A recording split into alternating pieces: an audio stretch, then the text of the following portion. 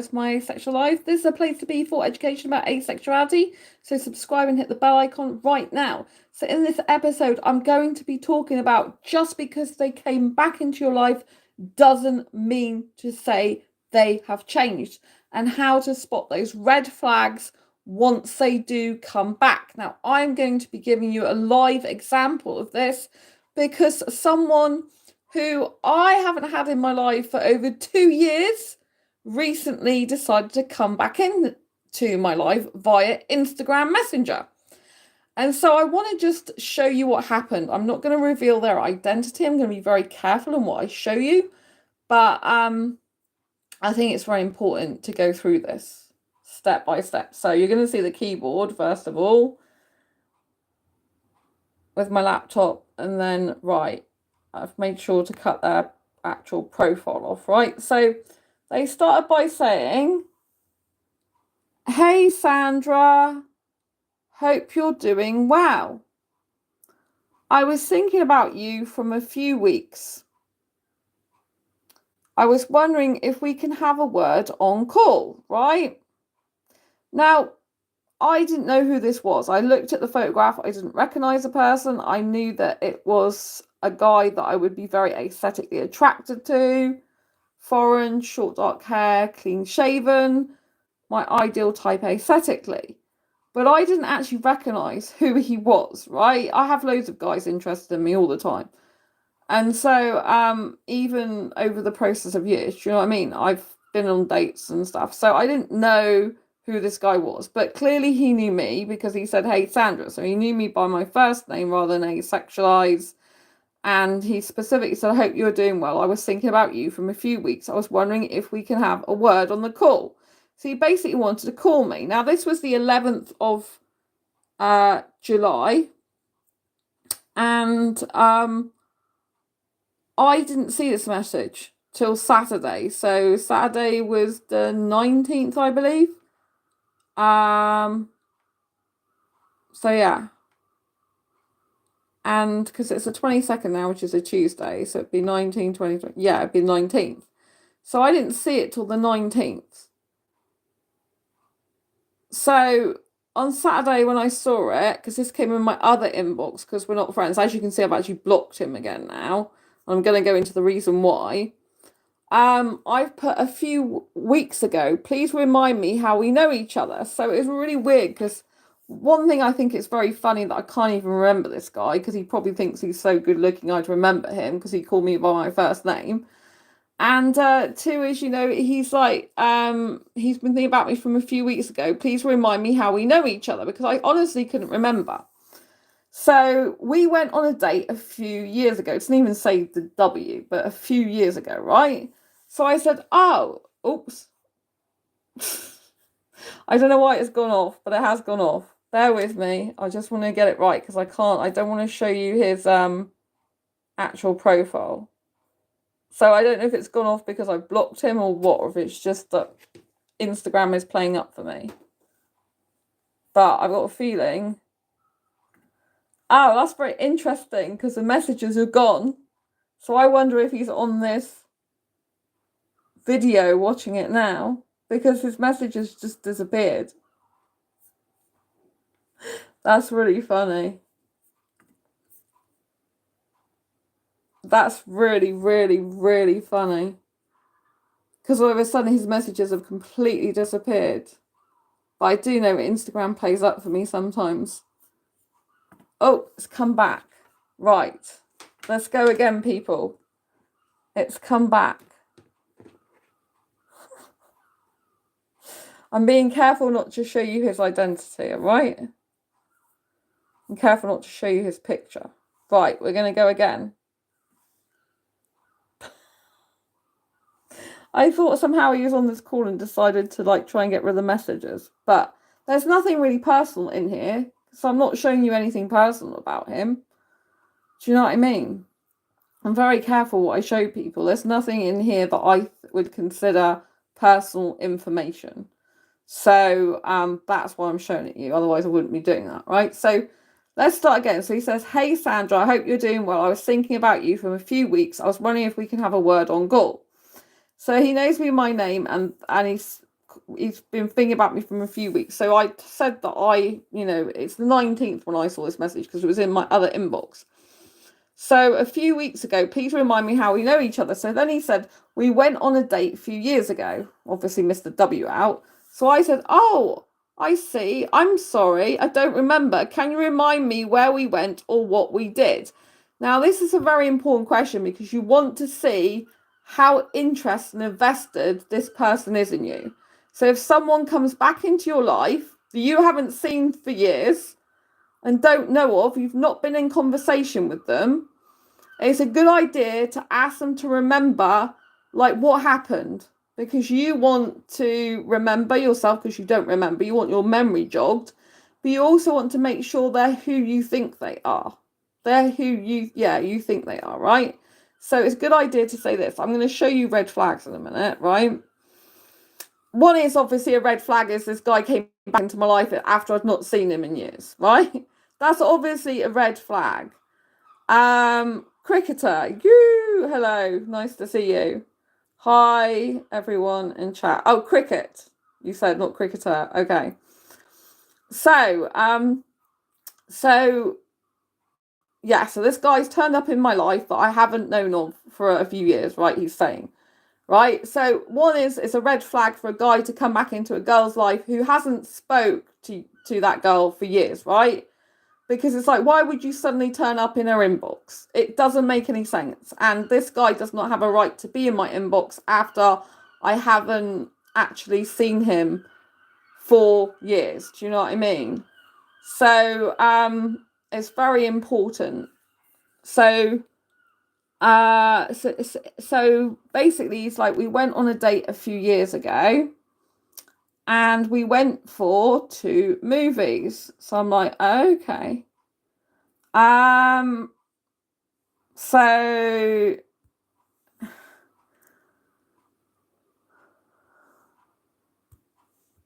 right. So then we're going, right. So we went for 2 movies. So I said, what were they? And he said, we were kissing half the time. Let me think. So I knew that we'd done a lot of kissing in the movie, right? Then he said Shazam. And then he said was one of them. And it was on the 9th of April, 2023, right? So what are the odds of a guy actually remembering that? Probably not. He's probably gone back through his messengers on Facebook Messenger, because that's where I last knew this guy, because I remembered in the end who he was. And I blocked him on Facebook Messenger so he couldn't get hold of me on there. He'd probably gone through his messages on Facebook and remembered me.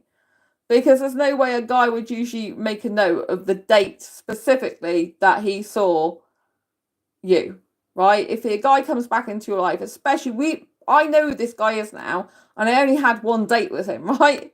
So it's not normal for a guy who's just had 1 date with a girl to be able to remember this type of thing, right? Not normally, right? So he must have gone on Facebook. So he's like, it's on the 9th of April 2023. I'm like, oh, so over 2 years ago. And he's like, yeah, been a while. And I think I remember you now. What made you decide to reach out after all this time? And then he said, this guy's in his 20s, by the way, because I like younger guys. Honestly, I think we had a great time that day and we weren't on the same page at the time. But I believe I'm at the stage of my life where I feel I align with you. Right? So this guy, who I haven't heard from him over 2 years, has all of a sudden decided to come back into my life because he feels like he's on the same page as me. Now, when someone does this to you, it's unless they have actually genuinely changed and could give you what you wanted and meet your needs, this person is being very selfish at this point, right? Because yes, he's saying we had a great time that day, which is great. That's a good thing. And he's saying the reason why we're not together, basically, is because we weren't on the same page at the time, right? This is not the full story, right? And I remembered later what actually happened. He said, but I believe I'm at the stage of my life where I feel aligned with you. Now, no guy has the right to come back into a girl's life or swap out for whatever gender you like and just be like, you know, coming back as though they're entitled to be back in my life just because they feel like they might align with me now, right? No guy or no person is entitled to just come back and expect that you'll welcome them with open arms just because they've changed their mind, basically, right? The Garcia family, I'm here for you. Oh, thank you. Lots of love. So this was actually quite upsetting for me in the end, right? Because I remembered this guy in the end, right? So it is really not a good thing when someone does this to you, right? When someone comes back into your life and, you know, decides that they are entitled to come back into it because they have changed their mind, basically. So I said, it's interesting to hear you feel that way now. What makes you think we align at this stage in your life? Now, he's lucky I'm even talking to him, right? Because I don't have to speak to this guy. He hasn't been in life for over 2 years. The main point of us not being on the same page was you making our relationship public. I think I stopped thinking about what others think, right? This is a huge red flag. Read this, right? The main point of us not being on the same page was you making our relationship public, right? We had a date, right? We weren't in a relationship. We had a date. But yes, I was upfront that if I was to get into a relationship with any guy, it would be a public relationship. I don't hide a relationship I'm in. And I'm a very public figure, as you can tell by being on this channel for years, right? I will not hide the person I'm with, right? I don't do that type of thing. If a guy doesn't want to be seen in public with me, then he doesn't deserve to see me in private. Basically, that's my standard, right? I'm not interested in a guy like that who just wants to basically keep me secret. That's not someone who's proud to be with me, and I don't want to be with a guy like that, right? So that's one red flag. And then the other one is I think I stopped thinking about what others think. This is very, very vague. There's nothing concrete here whatsoever, right? Saying I think I stopped thinking about what others think is not concrete. It's very wishy-washy, right? He doesn't even know. He can't say, oh, I know for certain now I don't care what others think. He's not saying that. He's just saying I think, which is such a vague thing. Very big red flag, right? So I put, thank you for sharing that, but I'm curious to know what's changed for you that makes you feel differently now. Because a lot of people who come back into people's lives, nothing's changed, right? They basically decide, oh, who was that person I dated years ago? Oh yeah, I remember that person. So now I've got to like basically contact them because it's usually because they're lonely or things haven't worked out with another person, or they remembered like what a great time they had with you, and it's like, oh my god, I lost someone who I had a great time with, you know, because he's obviously said here, I think we had a great time that day, right? So he obviously remembered that he had a good time with me, right? So I was memorable to him, right? So here we go again. So I said, like I said, thanks for sharing that, but I'm curious to know what's changed for you, right? I'm trying to be very careful not to like show you his identity, right? So it says a few life experiences and learning that it doesn't matter what others think. So this is a more definitive answer, right? Because it's saying and learning that it doesn't matter what others think. It's more definite, which is more positive. But it's saying a few life experiences. So to me, that means, all right, you've had other women and basically you've come back to me because you've realised that they didn't give you a good as experience as I did. Something like that, right? So I said, what specific experiences made you feel differently now? Right? And then he said, I'd love to share everything with you. Sorry, I'd love to share everything with a bit of coffee, right? So he's gone from originally saying, excuse me, that he would like to speak on a call, have a word on a call with me, a phone call, to now asking for an in-person date again, right? This guy does not live anywhere near me, right? He had to travel to see me, right? To have a date with me in my city, right? So you don't casually go for coffee with someone when they're miles away from you, right? So this is another red flag. Basically, if I'm to interpret this correctly, which I think I have done, he no longer wants a phone call. He wants a date with me because I gave him such a good date last time because we were kissing, that he wants the same kissing experience again with me over a coffee. I don't even drink coffee, but he wants an in-person date with me so he can snog me again. So he wants that experience again. This is what the whole thing's about. It's about an experience. It's not about, oh, I'm intentionally wanting to date Sandra again, intentionally wanting to get into a relationship with her and give her the relationship she deserves.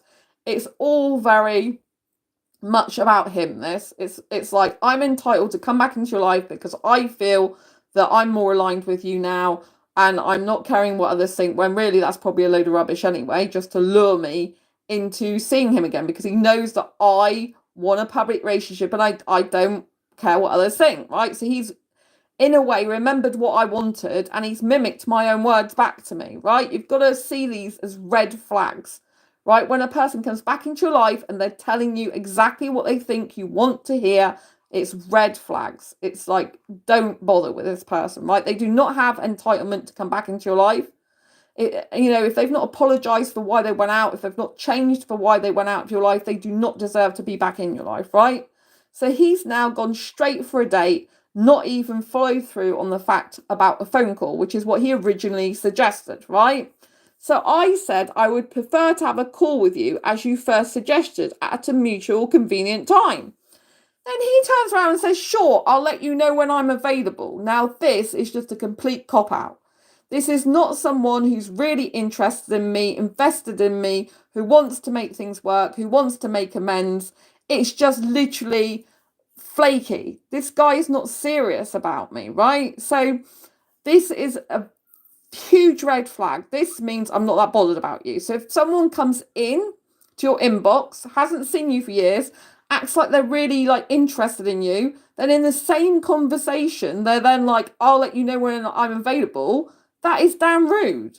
Because at the end of the day, he's coming into my life, back into my life. So he should be saying, sure, I'd love to have a phone call with you, like I suggested. When would you be available? Not when he's available. When would I be available? Because he's come back into my life when it's inconvenient to me. I didn't ask him to come back into my life. So this is very selfish on his part. It shows me that he's not serious about me. He's not really interested in me.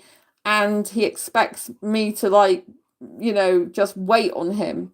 So it's not serious, right? A guy can't go from saying, I'm really interested in a call with you, to when I said no about the coffee, I prefer to have a call with you, she first suggested. This means it's work. This means the guy's got to work to actually get back into favour with you, if you like, get back into good books with you. They've got to work to be with you, right? And so this is not good, right?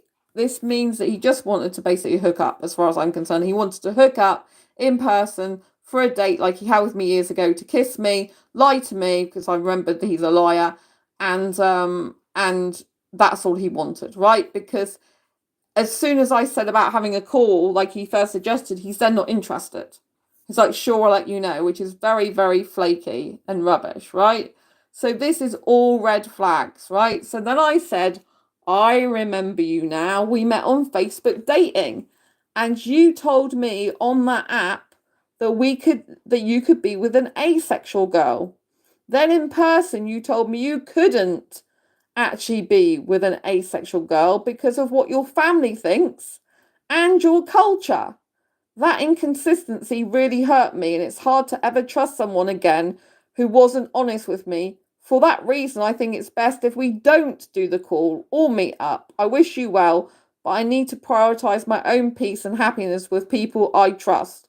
So he saw that, it says seen, clearly, and I gave him an hour to respond to that, and he didn't respond, so then I blocked him. Because this guy does not deserve to come back into my life. He lied to me before and basically lured me into false pretenses. And then, do you know what I mean? Then when I actually was on the date with him partway through, so I couldn't be with an asexual girl. I mean, that is just horrible. Do you know what I mean?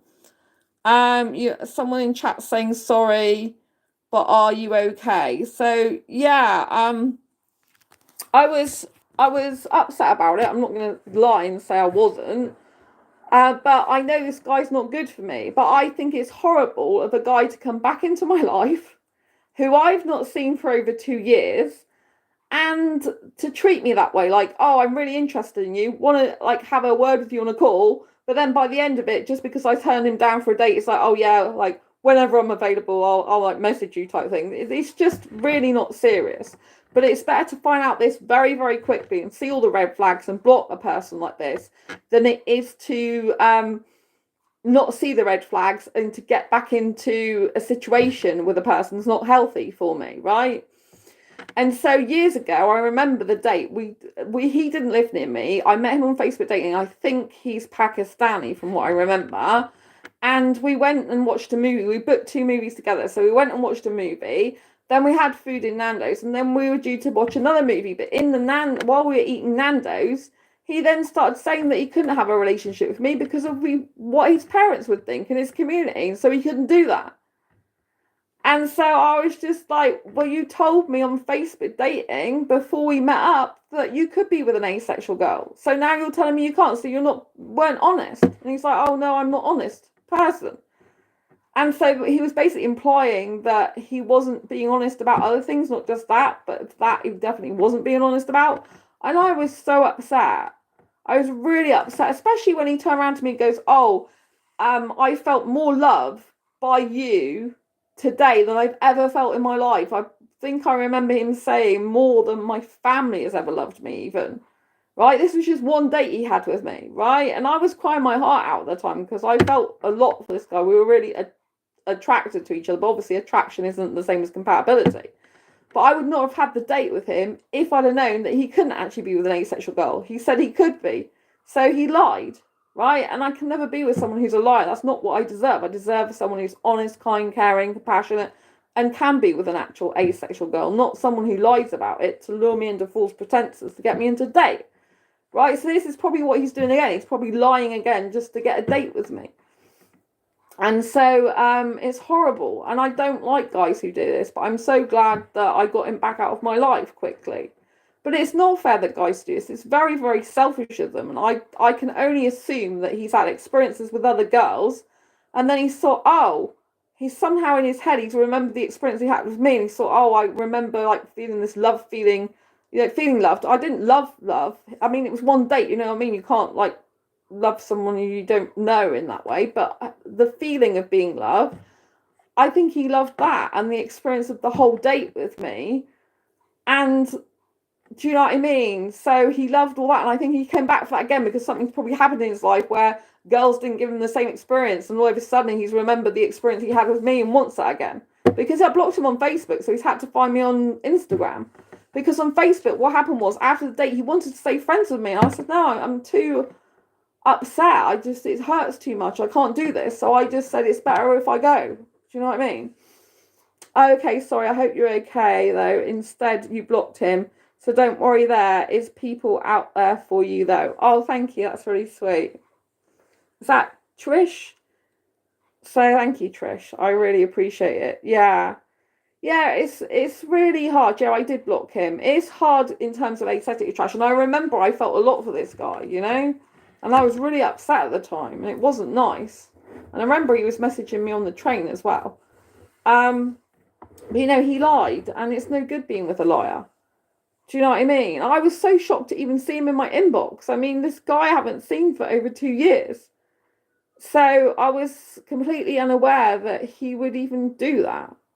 I just thought he would never do that. But obviously he must have had experiences with other girls, and he thought, oh, I'd be better going back to that other girl who gave me an experience. But I think that's all he wants again, clearly, because if he was really interested in me, he would have jumped at the chance of actually following up on the call he suggested in the first place, not be flaky.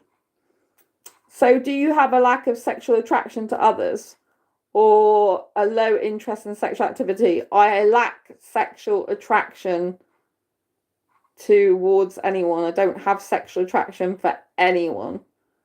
So, and I like kissing and cuddling, but not sex. I'm not interested in sex. So you could say, but I have some grey areas with the way I like to kiss. Some of my kissing is sexual in behaviour, but I don't experience any sexual attraction. I kiss with my clothes on.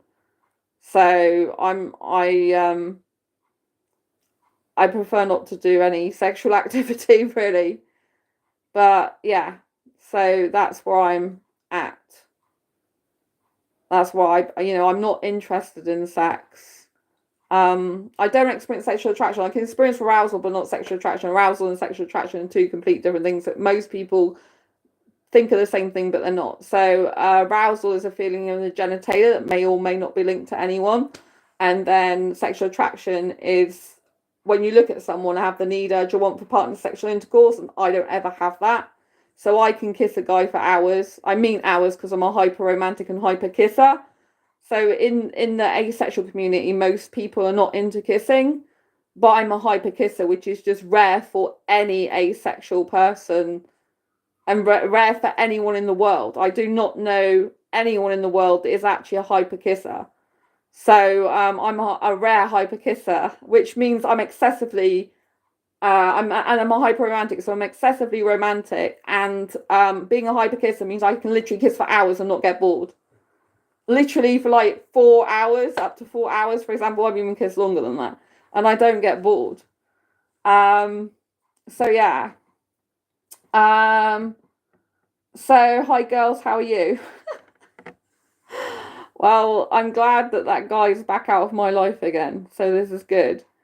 So yeah, I hope that answers your question about how I fall on the asexual spectrum. So I'm what's known as a hetero-romantic asexual. I'm attracted to opposite gender guys romantically, but not sexually. I have different attractions. So I have asexual attraction, romantic attraction for some guys, spiritual attraction, emotional attraction, clothes attraction, intelligence attraction as well, creative attraction, sensual attraction with the guy's upper body. So they're kind of like my asexual attractions, if you like.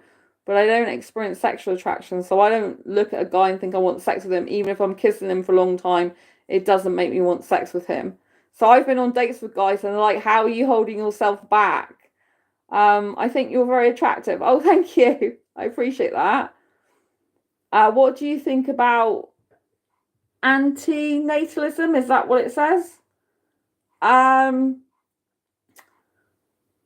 Is that what it says? Sorry, I'm on my phone, so it's kind of hard to read it. I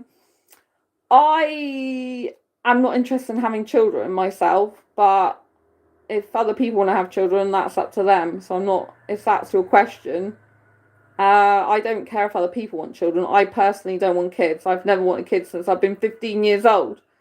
And I've never changed my mind on that. I'm not interested. I'm pregnancy repulsed, actually, which is quite rare as well. I haven't met another person who's pregnancy repulsed. So I don't like seeing pregnant people. It makes me feel yucky. And so, I'm not interested in that whatsoever. I'm not interested in having children, and I never have been. Please keep the comments respectful. There is absolutely no way I want sex or to have kids. So, never. I don't like it. I wouldn't like that thing inside me. No offense to people who want kids.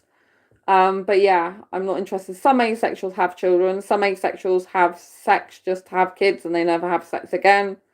Some asexuals adopt children. Some asexuals have artificial insemination. And other asexuals like me don't want children at all whatsoever.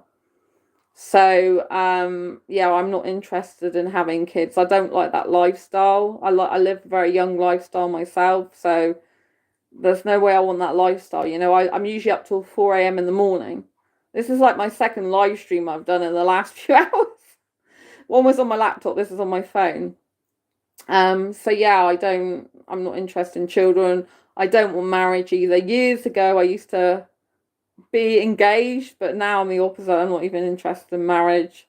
I prefer to live separately in a relationship as well. I prefer not to live with a person. I've lived on my own for a very long time. I've lived on my own for a good proportion of my life now.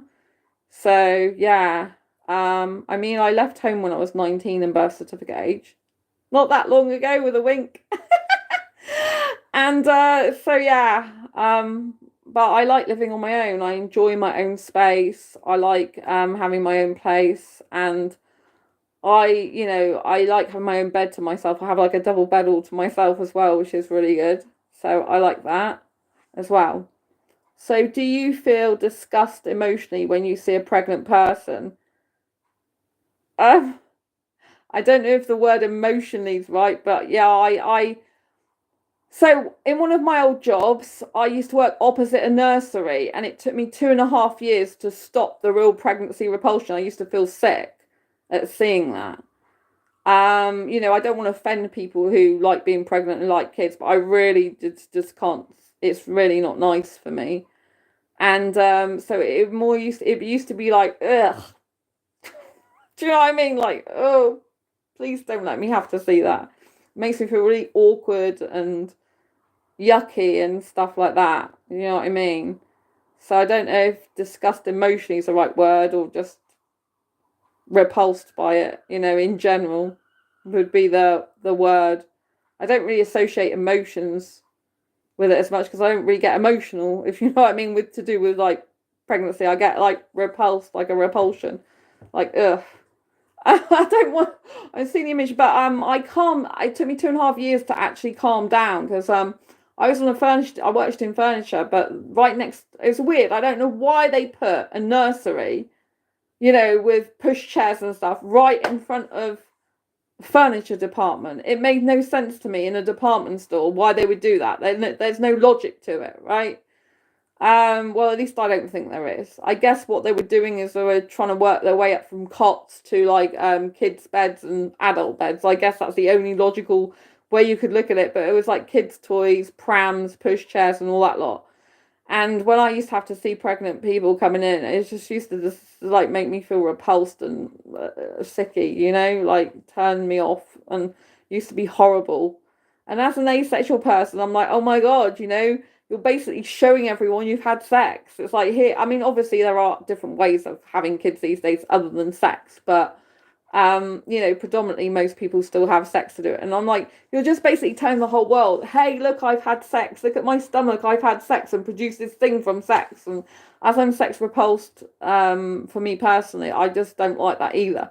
It's like broadcasting you've had sex with your partner and making sure everyone knows about it and you've got something to show for it. I really, that whole thing just turns me off and makes me feel like repulsed, if you get what I mean. So that's the way I feel about it. I just feel like disgusted, really. Like, I don't think it's natural. Everyone else thinks it's natural to have children. I don't see it. Although some people in my Asexual Perspectives book, you can get this on Amazon if you want. It's Asexual Perspectives Awareness Month at the moment as well. Some people in this book that share the same thing as me. They don't think childbirth's natural either. So there are some other asexuals that share that philosophy, and who don't want children either in this book. I interviewed 46 asexuals, and there's me in it as well. Asexual Perspectives. This is on Amazon if you want to get a copy of it. And so yeah, I just don't. I've never wanted children since I was 15. I knew that, and I knew at 15 if I'd have had children, I would have adopted. But then I already made the decision at 15 that I wouldn't want to do that either, because I don't want that lifestyle. I like to be able to stay up till 4 a.m. But and go to sleep at that time and live on my own terms and do my own thing. It would be difficult for me to even be in a relationship because of my lifestyle. It's very, very different, But it suits me. I like living a younger lifestyle, not going to bed at old times, like normal times. Like most people do. I tried that for a couple of nights the other week, and it made me so miserable last week. I'm like, oh my God, I'm not doing this again. It's just horrible. I don't like it. I don't get refreshed sleep going to bed at normal time. When I say normal times, it was after midnight, so it was about 12:30, which is too early for me. And I just couldn't sleep. I didn't get deep sleep. I kept waking up. It was awful. I felt like I wasn't me. And I'm much more awake at night, as you've probably gathered, because it's like, what time is it? Oh, look, it's like, I don't know if you can see my Disney clock, but this is like the morning. So it's coming up 3:15 a.m. in the morning in the UK. So that's what I prefer. So have you got any more questions you want to know about asexuality? If you have, I'm here to guide you. as it's Asexual Perspectives Awareness Month, maybe I should read some of my book. I've been reading it before, but maybe I'll give you some little snippets out of it, right? So it's very interesting, right? So one of the questions in this book that I ask people is, do you believe if a sexual person has a relationship with an asexual, it can work? And what do you think about it being fair or not? So, first of all, I'm certainly no authority. This is in Asexual Perspectives, but this is Dee's story. First of all, I'm certainly no authority on working relationships. In fact, asexuality aside, sometimes I doubt if any relationship can truly work. But cynicism aside, I think it can work in cases, for one, every relationship has its sticking point, and I understand sex drive mismatch is a common problem even among sexual folks, as they understand it. I think it's important that the sexual individual be very comfortable not having sex, or the asexual person be very comfortable with having it. Ideally both, and I agree that that's a good point. If an asexual and sexual person want to be together, then they really have to have compatible needs. So if a sexual person is going to not have sex with an asexual, they need to be very damn sure that they're happy with, not having sex with them. And if someone's monogamous like me, who doesn't want their partner to have sex elsewhere, then they need to be happy with that. Do you know what I mean? Some asexuals don't mind polyamorous relationships, like an open relationship where their partner has sex with someone else on the side. I totally disagree with that personally. I can't stand it, and I'd rather be single forever than have that happen. I've never heard someone say their pregnancy isn't natural. Why do you think that? Just curious. Well, it isn't natural to me. Like, someone in my Asexual Perspectives book say it isn't natural. Like, there's nothing natural about pushing a thing inside you down a birth canal and trying to shove it out of you, basically. What is natural about that? It's not natural. That's what someone says in my Asexual Perspectives book, who I agree with. To me, it's just not natural, because I don't naturally feel that way. To me, it's like it would be like having an alien inside of me. It would be gross. Me personally. I understand other people love children and babies and want them, and they think it's great. My mum thinks it's the most natural thing in the world. Her dream was to have a child, which she had me. So she was lucky, hey. And she wasn't supposed to have me. I was like a miracle baby. But so yeah,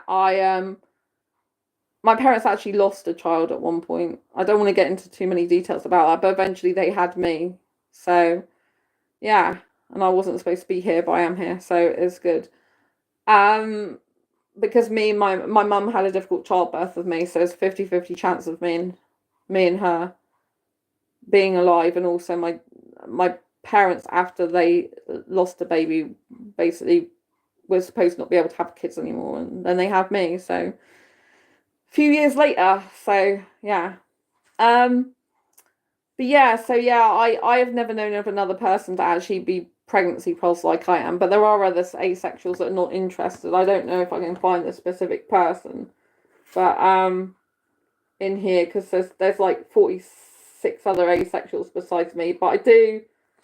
I mean, there's some Ari story in here. It just says, I don't have kids and don't want them. I think you should really, really want kids to have them, because of how much your life will need to be centered around them for the next 18 years at least. This is an Asexual Perspectives book, which you can get on Amazon. This is Ari's story. And if I ever change my mind about wanting them, hopefully I'd have a girlfriend who wanted to give birth to them with a sperm donor, because I still wouldn't want to be pregnant, or adoption. But I hear that's prohibitively difficult and expensive. So a lot of asexuals, but not all of us, are not even interested in having children. So this book pretty much answers all the questions you can possibly think about when you are new to asexuality or the asexual spectrum. But it says the answers in real life context of people's actual life stories. So basically interviewed 46 asexuals across the globe and across the asexual spectrum for this book. So I can't remember where the particular person was who said about there's nothing natural about having, pushing a baby down the birth canal, basically. Because some people in here do like kids. So this is Jamie James' story. Would you like kids? Yes, I did know before I had kids. So this person's had kids. I wasn't the same as others. Although asexuality back then was unheard of, that was 1991. The problem with my past is each situation had a knock-on effect to the next. So some people who are asexual have actually had kids before they realise they're asexual, if that makes sense, because some people realise it later in life. And so it's important. Right, so Zoe's story on kids. Even though I didn't know about asexuality at the time, I knew when I was 14 that I didn't want to marry a man or have children. So this person knew at 14, I knew at 15 that I didn't want to have children. This person knew even earlier than me they didn't want to have kids. I made the mistake of saying as much to my mother and had to endure the usual, you will one day. And I had that from a doctor, I remember, a female doctor. I said that I didn't want kids. And they're like, oh, you'll change your mind when you're older. And I've never changed my mind, ever. So I hate it when people just assume you're of a certain age, like teenager, and you don't know what you're talking about or don't know what you want later in life. It's ridiculous. I've always known my own mind. And so this person says, they say something like, and had to endure the usual, you will one day, you're just a late bloomer, you'll meet the right person, change your mind, and everybody has children, retorts. These type of things are very damaging to people who know they don't want that, who know from a young age that they're asexual and they don't want children. And you know what I mean? It's just society puts so much pressure on people to be a certain way. And I have to say, now AI is a thing, and I'm working on how to date an AI bot book. More and more people are going to be having relationships with AI, so there's going to be less babies being born, in my opinion. So this person, Zoe, says that they're 54 and never once changed their mind or regretted their decision. One thing I feel very strongly about is that if people have children, it should be because they really want them, not because they feel pressured by family, their spouse, friends, co-workers, society for appearance's sake, or whatever other reasons. I totally agree with that. I think a lot of people have children to tick it off their bucket list, if I'm honest. And I think that's why a lot of children grow up to adults and, are quite, having quite a traumatic time because they didn't have great childhoods, and the parents. This is not true of everyone, obviously, but the parents, they kind of ticked it off their bucket list rather than understanding what actually parenting involves and how difficult it is and how it takes work and how you've got to put the needs of the child first and you've got to pay attention to them and and all that lot. I think a lot of them just tick it off their bucket list, like, oh, I want kids because sex, marriage and kids is the usual thing, so I've got to tick that off my bucket list, rather than because they really want it. It's something that's more of a bucket list thing, do you know what I mean? Rather than I really want to have children, then I want to spend time playing with them, I want to spend time talking to them, I want to, genuinely connect with them like a friend, and for us to get on really well and go shopping together, whatever. They don't look at it like that. They look at kids as just like something that is nice to have, that they want to have because that's what's expected and it's all nice to have. Do you know what I mean? I just don't like that personally, but I think a lot of people do. I see so many even parents in the street, like the way they speak to their children. It's like you speak to your children with no respect. Do you know what I mean? It's like, why bother having kids in the first place if you don't want to actually talk to them like a human being, like a mini adult, and treat them with respect? I just, you know what I mean? And put them down. It's horrible. I hate seeing people speak to children like that. But I'd like to say it's uncommon, but it's not. So Zoe continued to say, giving birth has always struck me as completely unnatural. Oh, I found it. A female, this is the one that I was telling you about. So I have picked the right story out of all these 47, including my own. So giving birth has always struck me as completely unnatural, says Zoe. A female pelvis having to break open and a vagina having to enlarge to so many times its size, it's torture to the soul as well as the body. This may be my asexuality speaking. I've always felt repulsed by anything that disturbs my vagina/genitalia area. My credo is leave me alone. So that was Zoe's story that I was trying to hopefully find, and I found it. So yeah, that's a person who, like me, doesn't think childbirth is natural at all. And the way they put it, I think, is so good. It's very, very descriptive. A female pelvis having to crack open. I think that's very, very descriptive. You know, you can actually feel like, ugh, it's horrible. Do you know what I mean? It's a horrible, vivid image of how it's not nice. And for someone who's pregnancy repulsed like me, I really love the fact that this story in my book. Obviously, I asked people who wanted to take part in the book, you know, to let me have their answers. I didn't know this person was going to say that. But because there's someone else that thinks childbirth's unnatural like I do, personally, then I find it comforting.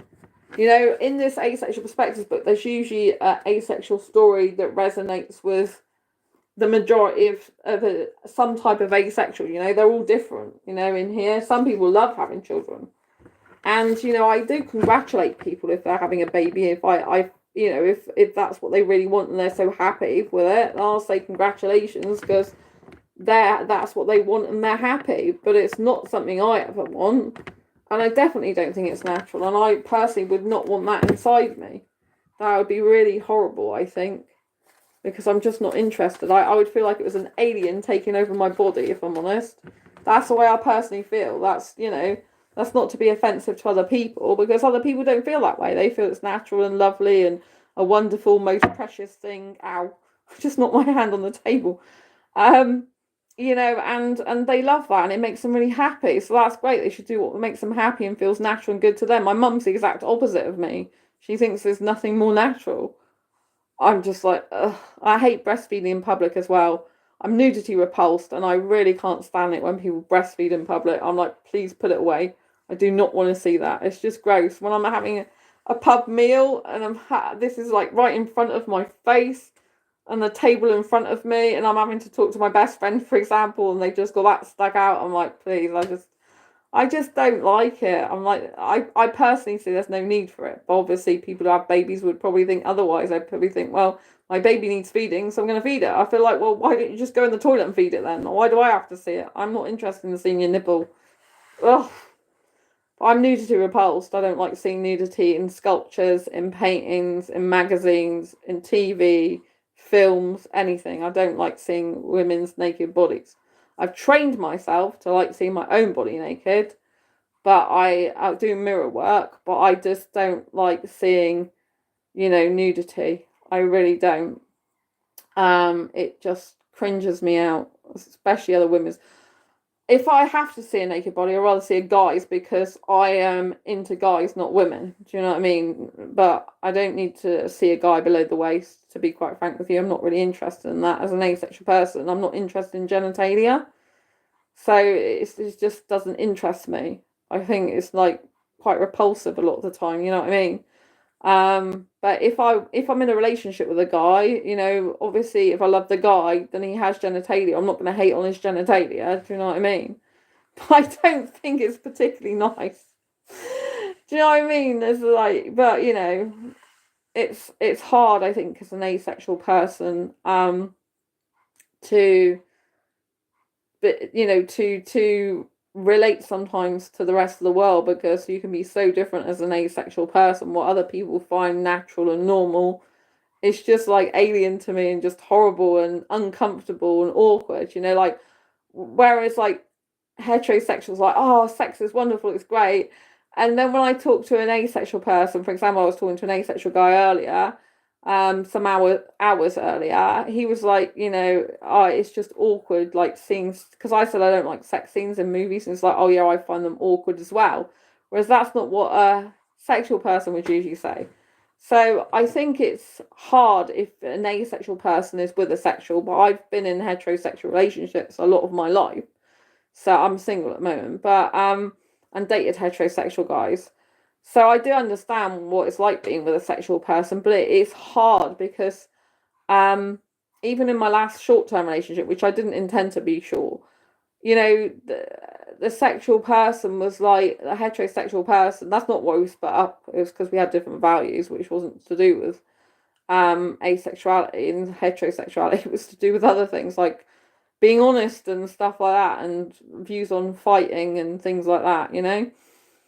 Very different values. So but you know, it's like it was fine, but then like when we're kissing, he would like want to push for a bit more. Do you know what I mean?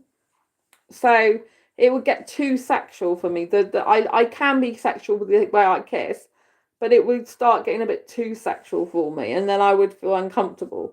And I had to keep reminding him, you know, like I am asexual, like I love kissing, but you know, I want to get back to kissing more rather than trying to do other things, if you know what I mean. So yeah, I just got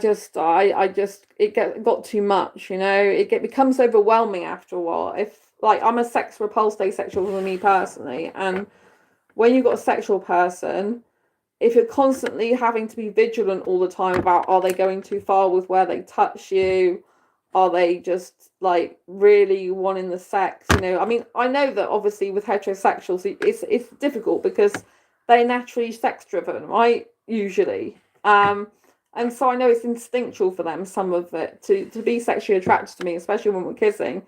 It's quite natural and normal for their body to do certain things, make certain noises and stuff like that just from kissing, right? So I love passionate kissing.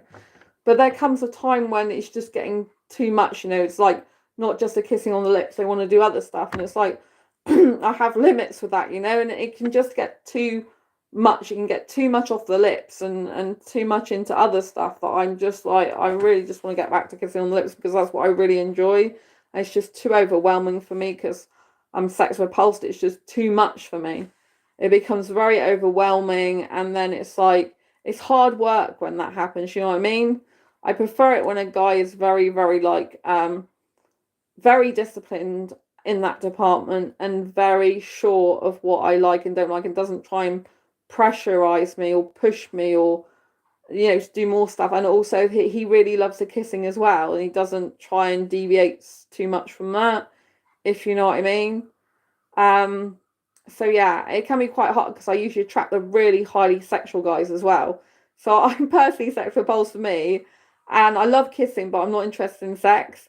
And I attract the guys that not just like sex a little bit; they usually like it a lot. And I don't know that these guys are like that, but they usually always end up being like that. And so it's kind of like I attract the really highly sexual guys, the ones that want it pretty much all the time.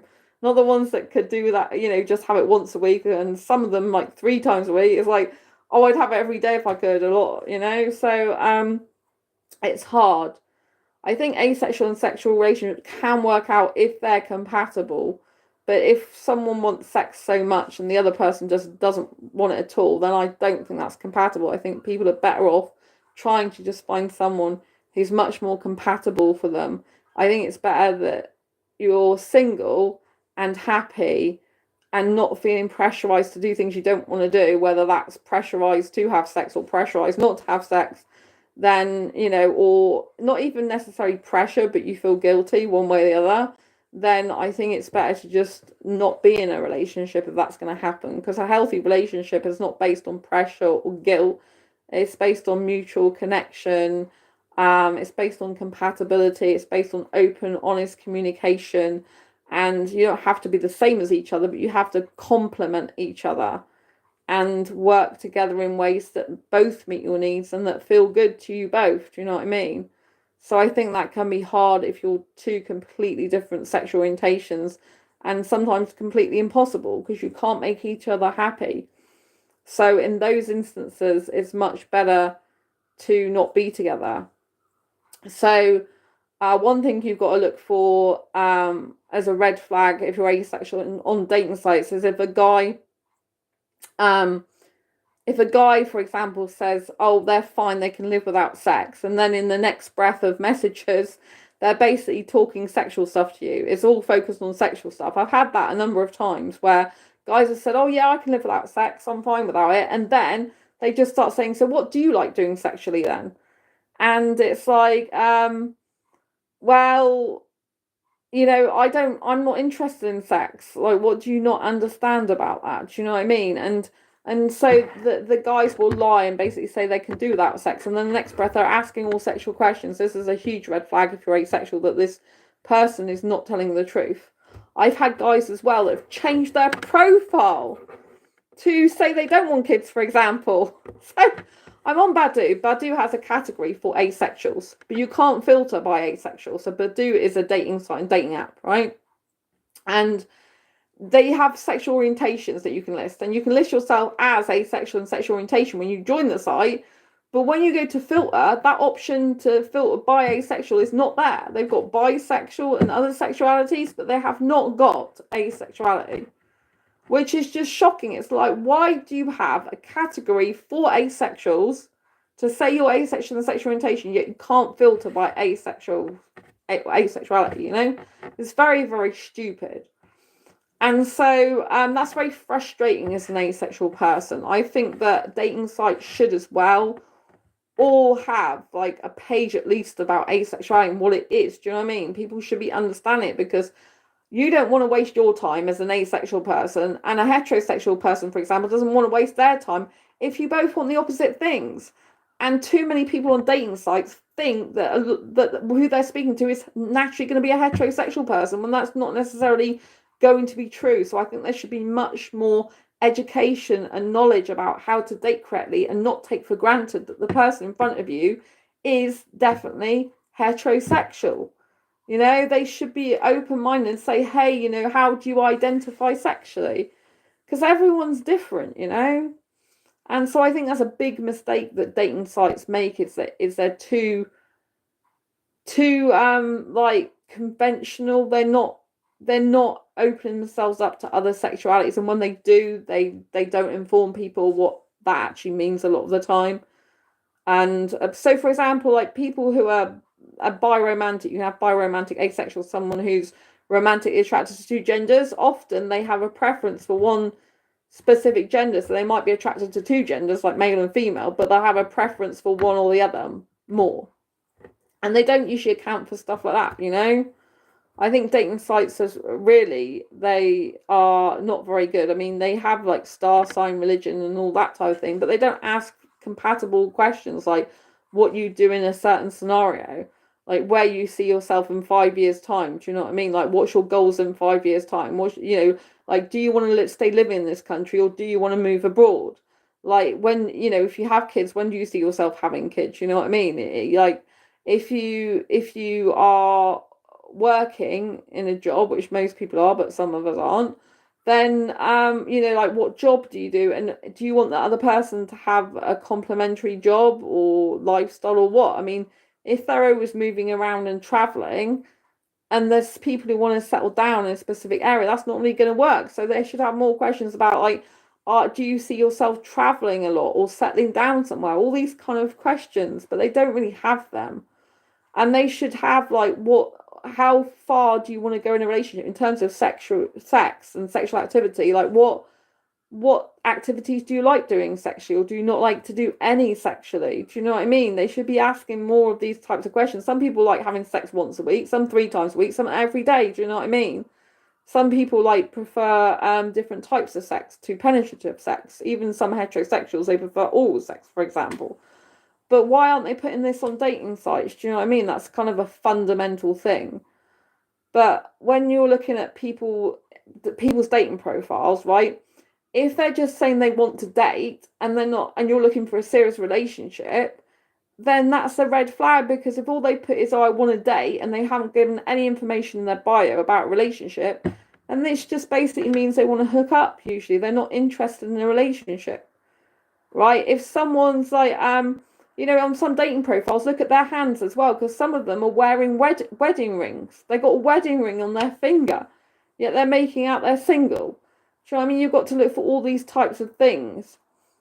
And I think it's much better on dating sites to try and find someone who's in a natural environment, because a lot of these guys are just literally posing. And I'm beard repulsed. And if you look on dating sites, the majority of guys on dating sites that I come across have got beards. So there's got to be a reason why. There's so many guys. The majority of them have got beards. I'm thinking, oh, probably a lot of other people like clean shaven guys. Then, if they just shave their beard off, they'd like take 10 or 20 years off them. A lot of them look a lot older than they are because they've got this beard. It's like, why? Just shave the damn thing off. But they're so attached to their beard. But I go through Badoo dating site, for example. The majority of them have got beards. I'm thinking there's probably something in that. Like, a lot of the single guys have beards. I wonder why that is, because probably more women prefer guys without beards, actually. Be interesting to do a poll on that. But there are a lot of red flags in people's dating profiles, especially when they say something like, "I'm ready for a relationship," yet they have put nothing else in their bio about a relationship whatsoever. That doesn't show they're ready. Or I'm ready for a relationship, but I'm easygoing. Take it as it comes. That's completely contradictory. So when you're looking at dating sites, you should always look at contradictions in profiles. Because if someone says, like I said, they want a serious committed relationship, yes, they're saying, oh, they take it as it comes, see how it goes. That's not someone who's serious. Someone who's serious usually puts a number of sentences in their bio and describes what type of relationship they're looking for.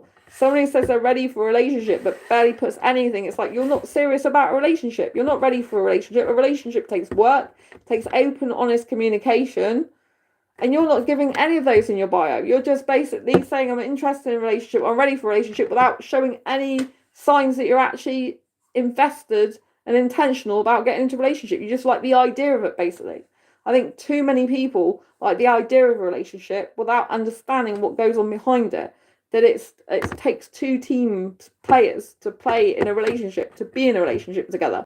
Both need to equally want the relationship and to work for it. Both need to actually be able to have open, honest communication and be able to share how they feel and their needs, and express when one of their needs is not being met, and let the other person know, not in a confrontational way, but in a I just thought you should know that when this happened, I felt this.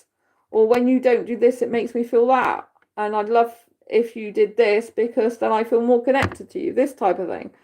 But a lot of people, like on the guys on dating sites these days, a lot of them are avoidant of emotions. They're avoidant of real intimacy. They're avoidant of actually serious and committed relationships.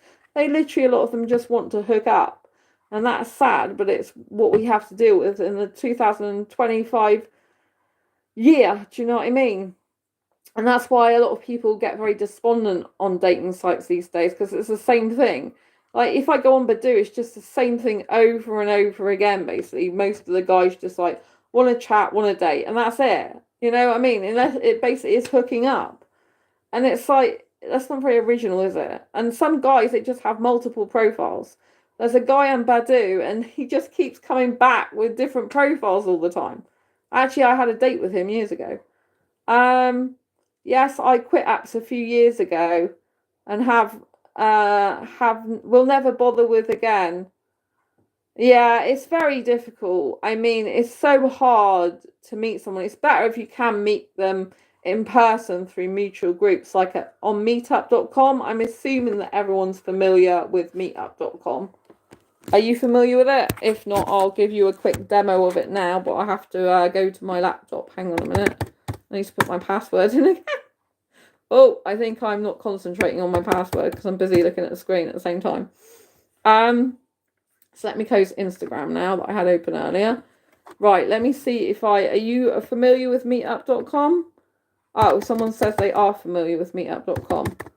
Right, oh, for some reason it's not logging me in. I haven't been in here for a while though, so I don't know. Oh, I don't know what's going on. I need to log in with Google, I think. All right, let me log in. I can't show you this because I've got my login details. Right, now I think I can take it off and show you. Right, so in case you didn't know, this is meetup.com. So meetup.com, this is my notifications. So meetup.com is a website that is global as far as I know. And you can find different meetup groups in different cities in your country. So or interests. I have an interest in Bollywood, so I live in Exeter. So bring your file to life maybe later. So this I don't know why it comes up with Spider-Man 2 for Bollywood Pie. Free online workshop on Bollywood, right? So yeah, this sometimes it just is not very good, really, because it's like, why has it got Spider-Man 2 when it's Bollywood events near Exeter? I have no idea, but you know what I mean. So this is, if you're queer, it's like right as you are, signs are queer. So this is a queer group. But if you're looking for asexual stuff, you can literally type asexual and up here and see if there's any asexual groups. I'm part of one group already, but so you can go and click on asexual, and it should say if there's any asexual stuff. But because I put Exeter, I just put UK, I think, if I can. I don't know if it will do it UK, United Kingdom. All right, it won't. United Kingdom. Why has it come up America? Right, let's look at it in America anyway. And see if there's anything. I don't know what it's doing, so it's not very good, really. It's got 8 voices: learn about yourself, share your experiences, bond with others. But there are asexual groups, because I was part of one in London, unless it's changed. So there's bisexual supports on here if you're bisexual, lesbian, sexual compatibility. So there's all different types of groups. But basically, you can type in asexual and wherever you live, see if there's anything near you. So I'll see if there's anything in London. And therefore, why does it still keep coming up with America? So annoying. London. There we go. So yeah. So this is by London Asexual and Aromantic. So I'm actually part of this group. So London Aromantic and Asexual Spectrum Meetup. So this is on meetup.com. So if you're in the UK and you're asexual, is the London Asexual group still active? Someone asks. I haven't actually been in here for a while, but looking at it, yep, Saturday, July the 27th. We're now on July the 22nd when I'm recording this live. So yes, you can go to the brunch between 12 and 2 p.m. So that says where it is. So you obviously have to join the group to be able to see this. But yes, it's still active. So if you're in the UK, you're asexual, then you can obviously, or aromantic. This is for asexual and aromantic. When I hold asexual meetups, well, I used to hold them. I used to hold them for 5 years and organise them in my city of Exeter. Then I used to have asexual people, anyone on the asexual spectrum. But if someone was aromantic, they'd have to be aromantic and asexual. I wouldn't just have asexual people and aromantic people that are not asexual. Because aromantics can be sexual or asexual. You got aromantic is someone who doesn't experience romantic attraction. But you can have heterosexuals, for example, that are aromantic, or you can have asexuals that are aromantic. But a heterosexual aromantic is very different to an asexual aromantic person. So personally, I only have people in the asexual spectrum on my meetups usually. I've never done a meetup where I have had people who are not asexual. Unless they've obviously changed their mind later on and decide they're not asexual, then that's different. But no one's ever come to my meetup and I've known that they're not asexual or even been thinking they're asexual. There have been people that I found out are not asexual that came to my meetup at a later date. But, you know, so yeah, so they do a meetup in the UK for asexuals. So if you're in the UK, do check that out and join if you're asexual. If you're not asexual, there are other groups in the UK for all different types. There's like dating events. So these are not usually specific to a sexuality, but there's usually a lot of dating groups like singles parties in King's Cross, age 30 to 45, for example. Obviously, this isn't specifically for asexuals, but they do have like dating stuff, singles Sunday walk in the park. This isn't near London. Ages 50 to 65. Oh my God. Sorry. I shouldn't say that. Obviously, there's nothing wrong with being that age, but I just like I like younger guys. I just like it makes me like think why do they have just specific ages? Do you know what I mean? Over 40s, 40 to 55. They always have specific age groups. I'm thinking, why can't you just have something where anyone can go and date, providing you're 18 or over? Do you know what I mean? In the UK, you have to be 18 or over to. Do you know what I mean? As an classed as an adult. So I don't know why they can't just do that. Do you know what I mean? But they always put them in certain brackets, like 40 and 25 to 39, 25 to 38. Do you know what I mean? So it's kind of a bit weird that they just put everyone in brackets, which is no good if you're an older girl liking younger guys for the majority of these groups. Do you know what I mean? Because I'm just not interested in guys my own birth certificate age at all. So it doesn't really count for people like me. I remember I did do an online speed dating once on meetup.com on this site, and it was like, do you know what I mean? It was like, it wasn't like there wasn't age given, and then when I said my age, they like put me with someone near my birth certificate age, which I'm not interested in. Me and this guy just like literally talked about website design the whole time, because I'm not attracted to guys anywhere near my own birth certificate age. I think he was actually older than me, and I'm not attracted to guys anywhere near my birth certificate age or older. I just don't have I don't have any attraction to guys like that, and I don't have anything in common with them.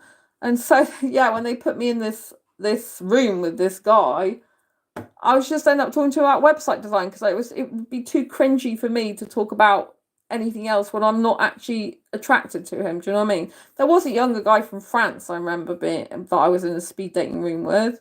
He was older than I would usually be interested in. He was in his 30s from what I remember, but he was in France and he liked sex, so that was no good because I said I'm asexual. But it was nice to chat to him. So, but you know, so you can go on if you're looking to date. There are dating groups on here, meet singles over a certain age, but obviously these are not tailored towards asexuals. But you could try a different type of dating group if you're wanting to get out of your comfort zone. You know, you could try speed dating like Waterloo, for example. You could try a different, you know, like type of dating group to see how it goes, or you could just do a social thing. But you know, there's all sorts of things on here if you're into book clubs and stuff like that. So you can type any like city, and you don't have to stick to London. I'm just doing this as a example, you know. So if you want to type book clubs in, if you're interested in book clubs, you can just put that up here. And then you can, don't forget, this isn't an actual dating site in and of itself, but some people bond more over hobbies and interests, and you're more likely to find someone who matches you if you've got similar interests. Do you know what I mean? That's the theory of it anyway. This is a poetry reading friendship group. This is making new friends at a bookshop. I'm a writer and author myself, as you probably know with the book I just showed you. I've got other books. So I've got Asexual Perspectives is a book I've got. I've got Fibromyalgia Self-Help Handbook as well. This is autobiographical. It's told in a superhero style. It's really cool. And then I got Diary Confessions of a Hyper-Romantic Asexual, which I would highly recommend getting if you're looking to do dating and get into a relationship. It's got a lot of good information in that book, and plus the life lessons that you can apply to any situation, particularly relationships and dating. I actually dissect text messages from a heterosexual guy in this book, what he actually said and what he really means. So that was quite interesting.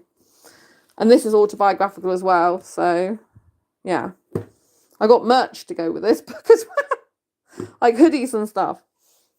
So yeah, but you know, do look at and explore things like this. I am on Badoo. I don't know if I can have time to take you to Badoo. Let's have a look. I've got to be careful what I show you, because I do respect people's privacy. So I don't know. I'm going to put you down at my keyboard in a minute. Right, let's see. Right, okay. So I just want to give you some ideas of red flags in people's profile. Like this person says here to date, right? So if you're looking for a serious relationship and all they've put in their profile is here to date, nothing.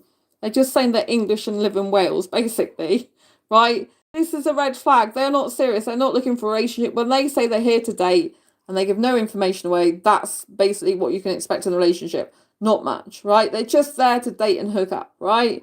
So this is a prime example of someone you'd want to avoid if you're looking for a serious committed relationship, right?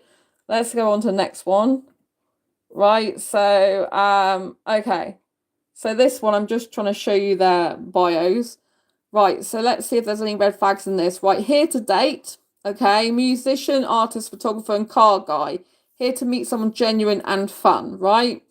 So fun usually means having sex. That's what it usually means, right? So as an asexual person, some asexuals might think, oh, that sounds great. A person would like to go out and have fun. Like an asexual mind usually thinks different to a sexual mind. So an asexual mind might think, oh yeah, go out and have fun together. Maybe we'll just go for a car ride together. Maybe we'll go for a picnic. Maybe we'll go to a theme park. You know, maybe we'll just play in the sand. That's kind of a way an asexual mind would think, because we're not focused on sex, right? But when someone says in their profile, fun, if you're an asexual person, that usually means I want sex. Here to meet someone genuine and fun. A lot of the time, the fun means sex. I mean, it could possibly mean something different, but you have to take that as it is usually, that it does usually mean that. I'm going to grab some water while I'm talking. So let's have a look at the next profile. If I click through that, I'm putting it down so I don't show the pictures, right? I've got to be careful. So literally this person, again, this person just says open to chat. So if you're looking for a serious committed relationship, you do not want to be contacting someone who's just open to chat, right? If you're not looking for a pen pal, if you're not looking to pass the time because you're bored, then don't bother speaking to these people who just want to chat if you're looking for a serious committed relationship. If you're looking for something casual, something non-committal yourself, you like to avoid intimacy, then sure, maybe you just want a casual chat. But if you're not that type of person, then don't bother with that, right? I'm going to put this down here again and go on to the next profile. Oh my God. Oh my God. So this person just wants to show off their, whatever they're trying to show off. I personally don't like this. You can see all the person's ribs. This guy clearly thinks he's really hot, but I just really think this is not hot at all, showing his ribs. But so this is a red flag, right? When the person has put, I'm just going to show you their first name. When the person has put Connor 23, right? That's what it says, right? There we go. It's in focus now, right? But yeah, they've put they're not 23, right? If someone has an age and then they're saying they're not that age, that is a red flag. That is being dishonest, right? They had to have put something in Badoo, which was the wrong thing somehow, to make themselves a different age than they actually are. So I don't like that. It's completely dishonest. So if a guy has got a different name to his real name in his profile, red flag. If he's a different age, red flag. This is someone who's not being honest, are they? If they've got a different age to what they actually are, it's not honest. And that's got, information's got to have come from somewhere. So why did they do that? Maybe they weren't serious when they actually signed up, or maybe they don't want people to know their real age. But why go on a dating site at all if you don't want people to know any information about you? It's stupid. This is red flag. It's dishonesty. Move on. Red flag. Move on. Right? We'll go on to the next one. Oh my God, right. These are so bad on Badoo. This is Badoo dating app, right? Badoo, if you're looking for what site it is, right? So this guy, again, fixated on his body, and look, here to date, right? So if you're looking for a serious committed relationship, you're not going to really get one out of this guy who just likes to look like a hunk and just literally wants to have a coffee with you, probably to have sex with you, right? So again, it's a red flag. We can't be doing with this, right? I'll go on to the next profile, right? Again, I'm being very careful what I do. And again, we've got another one here to date. So a lot of the time I just think that Badoo is a waste of time. Why do I keep it? Because I have the premium account for free. I was on it for so long, and I did used to get loads of matches, but they didn't read my profile. So I used to be so active on here. And to get popular, to get a lot of matches, you need to be very, very active on this site. Right, so I was always swiping for hours, basically. I used to spend a lot of time on dating apps. I've only come back to look at Badoo in the last, couple of months. I've been off it for, I've been when I say off it, I was still had an account, but I was not active on it for over a year while I healed from my last short-term relationship, which is, I didn't mean for it to be short-term, but we weren't suitable. So personally, I don't think Badoo is very good for if you want serious relationship. Very interesting, thank you. If I had a friend who told me stuff like this before I started online dating, would have been great. Oh, I appreciate that. I'm glad you'll find this really helpful. If you want to subscribe to this channel, if anyone wants to subscribe or give this video a thumbs up, I would appreciate it. It does get more visibility on the channel and means I can help more people. So thank you. Yeah, I think it's really important to do this. There's actually not a lot of people talking about online dating online. Most of it's talking about dating in person. I don't think many people specifically talk about online dating, which I'm quite specialist in because I've done online dating for 10 years. So I'm going to put this down again. Right, so we're going to look at this. Again, another one, like, look at this here to date. This is better because I'm not going to show you all of him, but he's in a more natural background, you know. He's on like a beach type of place. Well, it's rocks, which has got water there, so it's gonna be like near the sea. So this is a much more natural environment, you know. So I think anyone who's actually, you know, like putting themselves in a more natural environment and picture, that's nicer. I do appreciate that a lot more rather than just completely posing. I think that's better, even if you've got profile yourself, to put yourself in a nice natural surrounding. But again, this is here to date. I mean, like, where's the effort in this? It takes no effort. And they've just put no effort. They haven't even said what star sign they are or anything. It's just really poor effort. And if you want to date people that put not much effort into the date, well, then go to Badoo. They're ideal for you. But if you want someone to make an effort, which any relationship actually takes effort. If it's a healthy relationship, it's not a healthy relationship, yeah, minimal effort. But if you want a healthy relationship, someone's got to put time, energy, and effort into the relationship. Both of you have got to be like that. Otherwise, it's never going to work long term. So you don't want to be getting with people like this because it's a waste of space, right? So there are questions like further down. Let's see if he's actually answered. Right, so he's only given 2. Like where he lives, and he's photo verified. So again, it's useless. Absolutely useless. Do you know what I mean? If you're looking for a serious relationship. Let's click off that one now. Right, okay. So let's have a look at this person. So right. So I like film and letterboxed. I don't even know what that means, right? But I guess some people might know what that means. Anime, Sanrio, skateboarding, video games, comic books, fashion, the piano, badminton, art, coffee, photography, cooking, and my tattoo. Right? So at least this guy is giving you something to work on. But again, he's only here to date. He's not looking for a serious relationship. There's nothing in here that's serious. He's saying, but the fact that he's actually giving you something to work on and saying more about himself is a good thing. Because if you're trying to strike up a conversation, right, with a person, then you would need to be picking something out their profile, their bio usually, and asking about it. So if you're into anime and you want to strike up a conversation with this person, you're like, oh, hi, I saw you're into anime. So am I. Like, what's your favorite anime episode? Or what series do you like? Or I'm not into anime, so I don't know all the ins and outs. Like, what's your favorite anime character? What do you like most about anime? How long have you been an anime fan? All these type of questions you can ask, right? Obviously, if you just want to date, you're not interested in a relationship, that's fine. This guy's got nothing about commitment in here. He seems like he wants to meet up with someone who's got similar interests and someone who's fine about his tattoo or who likes tattoos. He wants to get that in there. So tattoos can be very personal. Some people love them, some people hate them.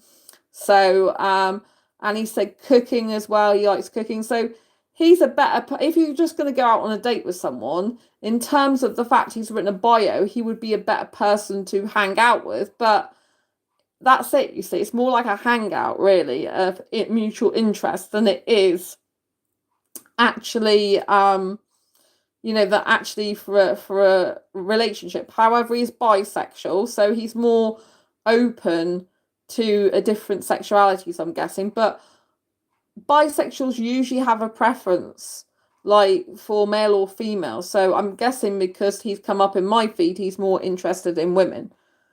But you know, that might not be true, because I don't know how Badu works on the bisexual front. But usually you have to pick, if you're bisexual, I believe you still have to pick what gender you want to be shown to. So I'm assuming he's more into women. But again, you know, like if you don't like smoking, don't pick this person. What really annoys me is they'll not have smoking on their profile, some guys, and yet you'll see a fag hanging out their mouth. Or some of them, even worse, says don't smoke, and then you'll see them smoking in their photographs. So if they've got anything in their photographs that contradicts their bio or anything they put in there, they are a red flag. You don't want anything to do with them. Move on. Because they are contradicting themselves, which means basically they're a liar. Right? Anything that in this bio and then they're doing something that's the opposite of this, they can't be trusted, right? So, but if you're going to go out on a date with someone and you want someone who's just got mutual hobbies or interests, then yeah, this would be better choice. But if you're looking for a long-term serious committed relationship, there is absolutely nothing in this profile to suggest that that is what they want at all. And they've definitely said they're just here to date. So don't think that they're going to want more, right? Let's see what the next profile brings. Right, so this one's put a dog in there. Now you've got to be very careful of people who put dogs in their profile. Some people do it because dogs and animals are associated with kindness and honesty and love, right? But some of them don't really care, right? They're just using the animal as a way to get into your affection on a dating site. Right, oh, look at the cute dog.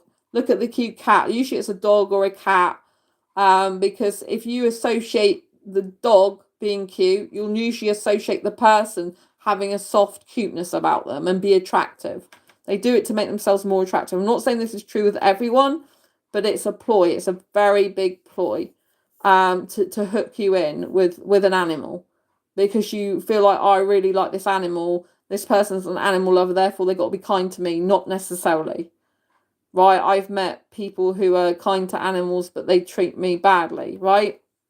Or say they love animals, but are not very nice, you know? So, and sometimes they borrow an animal. It's not even their dog or their cat. They've just borrowed it from a neighbour, or they've pet sat or whatever, because they want an animal in there because, like I say, you associate animals with cuteness, so therefore you automatically kind of think they're cute and they're soft and gentle. So don't be fooled and manipulated.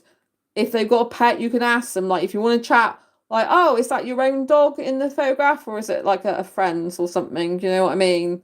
Or is that an old, you know, is that a dog you've currently got? But there's no reason really why you'd want to speak to this person if you want a serious committed relationship, because again, there's nothing to go on. They're just open to chat. They're not here for a serious committed relationship. Do you know what I mean? There's nothing. Do you see what look at this? Look at this, people. Look. This is a prime example of what I was talking about. No pets. They don't want pets, so why have they got a dog there? Why have they got a dog there if they don't like pets? Huge red flag. You do not want to go near this person. This person is not being honest. Why have a pet in their profile yet say they don't want pets, no pets? Either this is an old dog that they don't have anymore, or they're just using this dog to get people to like them, which is probably, it could be both. But you know, if they're saying no pets, yet they got a pet in there, either this is their dead dog, excuse me being so blunt, or they've borrowed this dog from someone, something like that. Do you know what I mean? But no pets and then having a pet is completely contradictory. I don't even think this dog looks great, very happy really, but it's completely contradictory, and so you don't want to go for a person like this. Right, so literally cross them out, right? Ooh. Right, let me just, right, so this person hasn't given much, open to chat, single, straight, smoker, English, right? Nothing much to go on there. If you're looking for a serious relationship, forget it, right? Next person, right? Open to chat, right? This guy has got the bed look. I can't really show you all of him, but he's on a bed, right? He's got the classic arm behind the neck, like behind the head, on a bed. This is like, come and get me. I'm into playful sex. I'm on a bed. I'm putting myself in a bed because I'm interested in sex. I'm looking sexy for you. I'm here. Come and get me type look, right? So, Again, if you're not into sex, don't bother with this guy because he's going to be into sex. He likes his bed, right? So again, nothing to go on there if you are looking for a serious committed relationship. Let's see the next one. Oh my God. This is Badoo. It's like, it's the only dating app I'm really on apart from Asexual one. I could show you an Asexual one actually. But it's an old Asexual one. So this person's open to chat. Again, not much to go on really, is there? Like, how can we strike up a conversation with this person? What makes me laugh is this person's open to chat, yet they've not given much to go on for a conversation.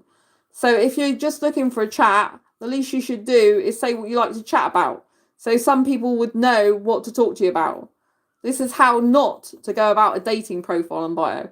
You should be filling your bio out with your hobbies and interests. Do you know what I mean? You can even say what type of things you like to talk about. But just doing this is ridiculous. It's just like, how can a person get into conversation? Right, so let's go off there. And then, right, so this person says they're 29. They do not look 29 to me. But there we go. At all. They look more like 49. Or 42. But anyway, so you got to be careful. Do they look like their picture? I don't think I can really show you this person, can I? But basically, they just don't look like they're 29. So I don't reckon they're 29 at all. But there we go. Some people can look much older than they actually are, though. So it's not to say he definitely isn't. So open to chat. Love to please, right? So this guy's a people pleaser. Looking to meet for some discreet fun. So he's looking to meet sex. And this is disgusting. Oh, my God. This is hideous. You see this? Love eating and getting my sucked. Right. This is disgusting. Happy to please you only and expect morning in return. So ladies, message me. Extremely discreet. I reckon this guy's probably married and looking for sex on the side. Right. So I don't want anything to do with this guy. So let me see how I can block him. Right. So if you want to block someone on Badoo, right, you can block them even if they haven't spoke to you. You go to the dots up there, right?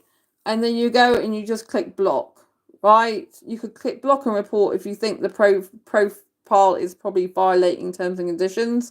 I don't think it is, but it might be because it's quite explicit. Or I could just block him if I don't want to. Do you know what I mean? But I think it's quite disgusting. So I might just say inappropriate content on that one because I really think it's quite disgusting what he's saying. Inappropriate text, I think, on profile. I think it's, like sexually explicit. I'm going to put on here because I think it's sexually explicit. I think, you know what I mean?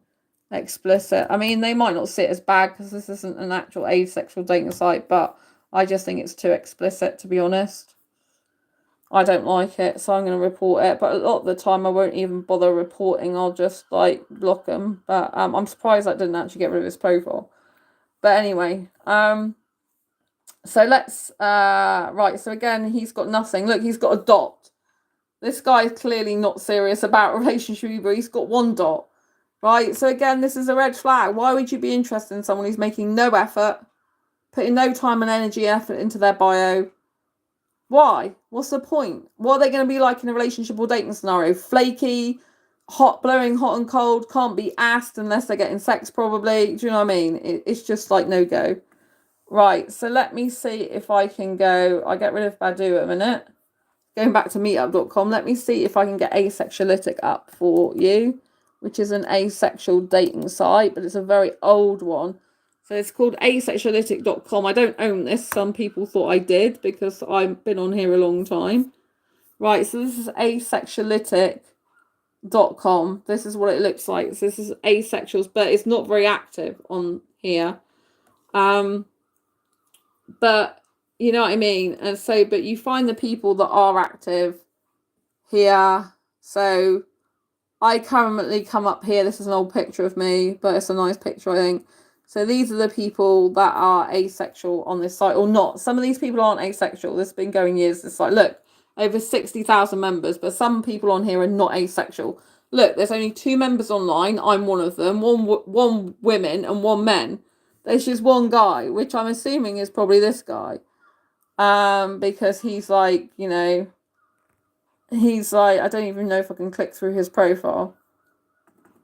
But it says like recently active groups. So you can have asexuals in different groups, right? So he's a man looking for a man. Usually, if any guy's good looking on here, asexuality, I find like he's an asexual gay guy. He's a guy looking for a guy. So yeah, but you know, there are different active user groups. So you have to pay usually a premium, like a membership fee to be on here once for the whole year, per year. I have it free because I'm a long-standing member, and I had my membership when there was like less than 5,000 people, I think it was, on the site. So I've been here a long time, since 2014 on this site. When I first found out I was asexual, you know, that year, I've been on this site. So I got free membership. After a certain amount of members, the founding members, if you like, they put a price on it. So you have to pay. But you don't usually have to pay, I don't believe, to be in these groups, these forums and groups. You do have to pay to private message. But on this site, you can literally put in your bio that, you know, your email address for them to contact you, or your Facebook. They don't stop you. They don't delete you from this site if you're posting your social media. For some other way they can contact you. So if you don't want to pay for membership, just say, hey, you fill out your bio and everything, which is free, put your profile up, and then just literally say like, haven't got paid membership on here, but here's my Facebook, or here's my email. It's better to put a few contacts because not everyone's on Facebook. Some people put their like WhatsApp, not everyone's on WhatsApp. Some people put their Snap, not everyone's on Snapchat, you know what I mean? So give people a few different ways to contact you, and at least then you've got some profile on here if you want. But I believe the actual groups you can actually take part in, you just can't private message anyone without paying. So does anyone ever get together as a couple here? So this is a group, and this is 4 days ago. I had a thread on here, or I did have a thread saying, is anyone actually looking for a serious committed relationship on here? That's been going for a long time. So everyone's joined this group. Does anyone ever get together as a couple here? And you can see who's joined. But, you know what I mean? Just because they've joined doesn't mean to say that they're actually doing anything. Do you know what I mean? So people tend to join groups on this site, but they're not actually, you know, doing much. This person was active like 6 years ago, for example. So this person's active 4 days ago, but people will go on this site and then they'll just go off it again, you know, and they won't actually do much. They're not very proactive. But unfortunately, I find a lot of asexuals aren't very proactive when it comes to dating and relationships. They're more inactive, which is a shame. There is another one, dating site, which is a more modern one, which I'm not on anymore, but it's called asexual.love if you're asexual. So this is affordable dating, no hookups. Join Aspace for free. Aspace is a free and open social network designed for those that seek romantic attraction, not sexual attraction. No more swiping through endless profiles. Like I deleted my profile a long time ago, so I'm guessing that it's not. Oh, it might still be in here. Let's see. I don't want to show you all this in case. Oh no, it says invalid username and password, which I thought it would be because I deleted my whole profile a long time ago on here. So, but you can sign up for free today. I'm guessing it's been deleted.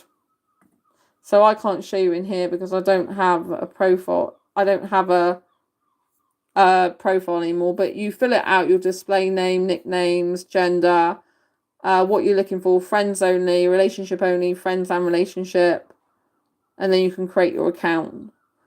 But I've got gender identity, so you put the gender identity. Now, they did have when I'd actually reviewed this when it first came out, and the sexualities weren't that in keeping with asexuality, but they've updated it now, so they're meant to be. So yeah, you could try joining this one. It's quite popular. But again, like I live in the UK and there's not that many. I'm into guys, not women. And there's not many guys in the UK on here. I think there was 11 last time when it was on here, well over a year ago.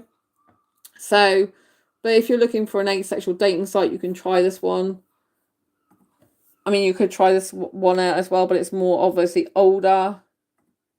Or you can just try and find different groups to to meet people on in meetup.com, or you can go on Facebook and find asexual groups on there. I run asexual groups on Facebook, but I cannot show them because all my groups are private and members want to keep their membership private. So anything that's on private, I cannot show you, obviously, to respect people's privacy, which is why I haven't gone into any of my own asexual groups, because they're all private. So you cannot see the members in there at all. This is public stuff I'm showing you. Like meetup.com, anyone can see that. Asexuality, anyone can go on and just see that site that I've just shown you, you know what I mean? Because the members are at the front of the site. So that's the only thing. If you do go on asexuality.com, someone could actually come across your profile. If you don't want people to know that that you're asexual, then there's still a chance they could see it on Asexuality. Do you know what I mean? So yeah, but I would recommend like going to like groups if you can, that of local interest, you know what I mean? Or even further afield if you like further afield. So yeah, I hope this has been a helpful live stream for you. Do you know what I mean? I hope you've enjoyed it. I hope you've got some value out of it. If you have, please pop a thumbs up and don't forget to subscribe. It really helped me out with the channel. If you want to grab a copy of any of my books, Asexual Perspectives, 47 Asexual Stories is on Amazon. This is about love, life and sex from an asexual point of view. And I interviewed 46 asexuals across the globe, an asexual spectrum in it. And this answers pretty much any questions you've got about asexuality, such as, what's the difference between sexual attraction and sexual desire? What's the difference between sexual attraction and arousal? What's asexual's opinion about having like BDSM, kinks, watching porn? What's asexual's opinion about having marriage? What advice would you give to a younger version of yourself in regards to asexuality? If you're just discovering asexuality, all this type of thing. Really good book. It shows asexuality in real life context. One just gives textbook definitions of it. And then Diary Confessions of a Hyper-Romantic Asexual. It's really, really interesting, insightful read. It's autobiographical, and if you're looking for really good life advice, then this is the book to get, and also dating relationship advice. And then I got fibromyalgia, which is a pain condition that affects the nerves and muscles of the body, so it's an unseen disability. And this is a book I wrote about it to live a more happier life. And even if you haven't got fibromyalgia, it teaches you how to reduce pain in 25 aspects of your life, which most of those things are applicable to anyone, whether you got fibromyalgia or not. So, and it's autobiographical and told in a superhero style, so it's quite good fun. So, Fibromyalgia Self-Help Handbook. These are all on Amazon, by the way. Fibromyalgia Self-Help Handbook, Diary Confessions of a Hyper-Romantic Asexual, and Asexual Perspectives. So, and also I do have asexual merchandise on Redbubble, in case you didn't know that. So I'm going to just quickly take you to my Redbubble shop, because I've had some people interested in this, and I've had some sales recently. So this has actually got a discount on at the moment. So I don't know if you've heard of the site called Redbubble, but this has actually got up to 40% off site-wide at the moment. You can go to my description in my videos, and usually I've got this Redbubble shop in there, but it's Redbubble/people/asexualise /shop. So Redbubble redbubble.com/people/asexualise ASEXUALISE/shop. So you can go to that, and this will come up with my shop. I've got 60 different designs for asexuals that I design myself. So yeah, these are all my own designs. So if you want like a superhero style ace, if you just want something more subtle, which has got like stars and stripes, but with asexual flag colors, I've got this design in an asexual t-shirt. I aced it hoodie that really recently I just sold one of these, too sexy for my shirt. So it's got lots of different. This is one of my favorite ones as well. It's got a nice set of hearts on it. Again, a superhero style one. I like my superhero films, in case you haven't noticed. And so these are like lots of my asexual designs. Pan-romantic as well, and stuff like this, aromantic. So these are like my own designs, so look out for Asexualise. And I do other stuff besides clothes. I've got like spiral notebooks and things like that as well. I'm just showing you my clothes designs, t-shirts and hoodies and stuff like that. I love this one. I prefer cats. Prefer cats. I think it's funny. This is an emoji I did. A special asexual emoji. I was selling it on Amazon as well, this one. I have got some items on Amazon for sale, but they stopped me doing it because it's an emoji one.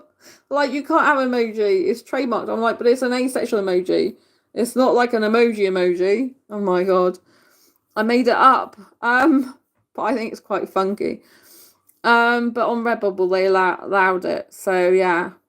521 favorite designs.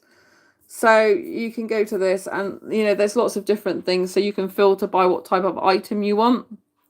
So if you want phone cases, you can go to all my different phone cases, you know, and you can have a nice funky phone case design for asexual representation, basically. So yeah, it's quite cool. Do you know what I mean? Wall art, if you're into wall art. So these are all different wall arts. You can have these as pieces of wall art. And then there's so much stuff. You can get posters as well. Get yourself an asexual poster. You know, there's so much stuff on here. This is like an independent artist site. So home and living's quite good. Because you can get mugs and cushions. I do sell some cushions sometimes. I think they're really nice. I really like this one a lot. And this one, I aced it. It's really cool. So, yeah. I will put the link in the video description just after I finish live streaming to make sure. Let me see if I can see myself on my channel here. And I can drop it into chat. There we go. Oh, look, I'm live. There we are. There we are. There we are. I've got to turn myself down and stop, freeze myself. So I can put the link in the chat. Right, we don't want that link. We want this link. Oh dear. Right, okay. I got to copy and paste this and try and put it in there while I'm talking to you on my phone. So, let me put that in there, right? So, you should be able to see that now. So that's a link if you want to link it. And that's the button to press a thumbs up if you're interested in giving this a thumbs up. But you can see yourself in chat. Thanks to everyone in chat. Appreciate you all. So there we are. I've paused myself. I've got to turn myself down, and there we go. It's funny seeing myself live, but yeah, that's the link. So you should just be able to click through it, and then it goes to my shop here. So if you want to get any items for yourself, that's quite good, isn't it? Stationery in office as well. Do you know what I mean? You can get spiral notebooks and things like that. So these are quite popular. Spiral notebooks. That's good. It's like something different. Do you know what I mean? Something different. And then I'm on Amazon. So if you're looking to get my books, like, you just type in Asexual Perspectives. Oh, look, it's already there. This is Asexual Perspectives book, which we've just looked at. And then you can just click through my author name and see the different books I've got out. So these are my main ones. Sandra Bellamy's my name, in case you wondered, because I go by Asexualise a lot. So these are all my different books. So yeah, I've got complete 5 stars, 6 5-stars, see? And we've got a fibromyalgia self-help handbook. See, I've done different books rather than just asexual books. But I'm in this book. This is a joint book with other people. This is my first book I ever wrote. Break through the barriers of redundancy to get back into work, and A to Z how-to guide. So some people say to me, what were you doing before you helped asexuals? I'm like, I helped people who are redundant to get back into work. And so, yeah, this is like the first book I ever published. And I did a Twitter book years ago, which is well out of date now. I've still got it up there. So, yeah. And, so, yeah, here we go. Sandra Bellamy is a best-selling author and publisher of Diary Confessions of a Hyper-Romantic Asexual, 78 Life Lessons to Asexual Life and Asexual Perspectives, 47 Asexual Stories, Love, Life and Sex, A Celebration of Asexual Diversity book. And she owns her own book publishing imprint called Quirky Books. So, yeah, she's also an international best-selling co-author of Business, Life and the Universe, Volume 11, with James Redfield from the Celestine Prophecy and Ken Honda from Mind Valley. So, see, Sandra is a chat show host and vlogger, Asexualise My Asexual Life. That's here, this channel.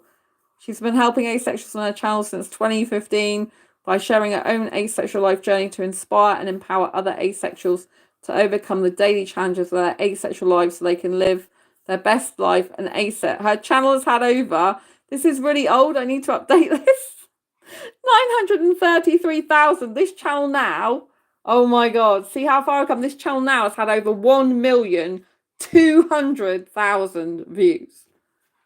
1,200,000 views. I got 1 million on the 23rd of December 2025. And I've got the like 200,000 within 6 months, basically, just over 6 months, like 6.5 months. So, yeah. So I really need to update this. But yeah, thank you for being part of my journey. I really appreciate you a lot. So there we go. I hope you've enjoyed it. And thank you for being here. Thanks for tuning in. Don't forget, like I said, to give this video a thumbs up. Subscribe if you haven't already. I'm going to go now. But if you'd like to see any other types of videos like this, any information on dating, if you find these interesting, exciting, please pop comments down below. You can comment on this live stream after it's finished as well. So you can watch it on replay if you want. And I'll see you soon on next video live stream. Lots of love. Take care. And see you soon. And thanks to everyone who's been in chat. I appreciate you all. Take care. Bye. Don't forget to hit that bell icon so you never miss an episode after you subscribe.